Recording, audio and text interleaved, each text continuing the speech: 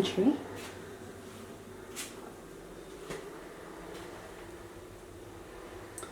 So this backsplash we bought for $1 a sheet at Lowe's, and we went with bright white grout, and as you can see there are 7 outlets in this space,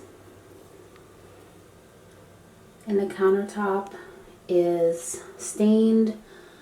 I'll try to get the color on that for you.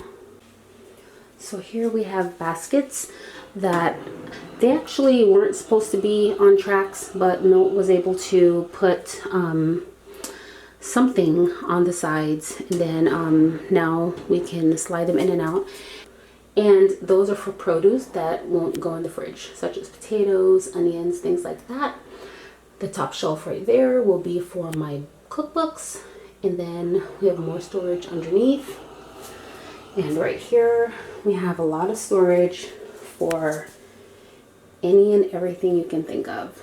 So floor to ceiling storage. And then we used wainscoting for the backdrop of the shelves. So really like the way that looks. And then we have floating shelves here, but they're not as thick as traditional floating shelves. He did this a different way, so it didn't take away much space.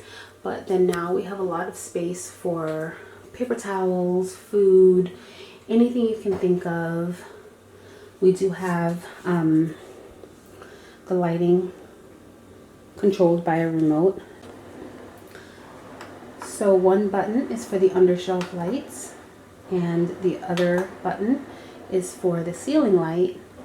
And we did choose an oil rubbed bronze light fixture. We thought that would be really nice in this space.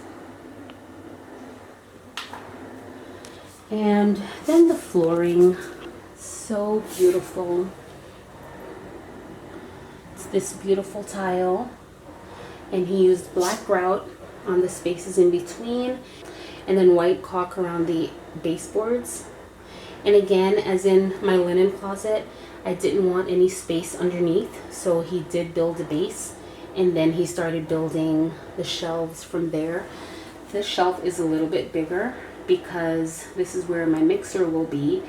And then we also did other shelving for plenty of storage. So we did make this pantry have a lot of the outlets because we wanted to be able to use appliances in here, so we wouldn't take away from any space in the kitchen. For instance, I'm going to keep a coffee maker in the corner and have a little coffee area set up in here. I do have my Nespresso in the kitchen, and I think that will stay because I already have that section set up. But I believe in the corner I'll put the Keurig here with coffee, and then we'll have the toaster in here, and it'll be perfect. So that was the real reason why I wanted all this counter space and outlets. And the room is actually 6 by 6, but then once everything was built in, it did take away from some of the space, but it is definitely a walk-in pantry. I'm stepping in and able to turn all the way around with no problem. And again, I'm going to start organizing the pantry now, but I did want to show you how it looked before I got started.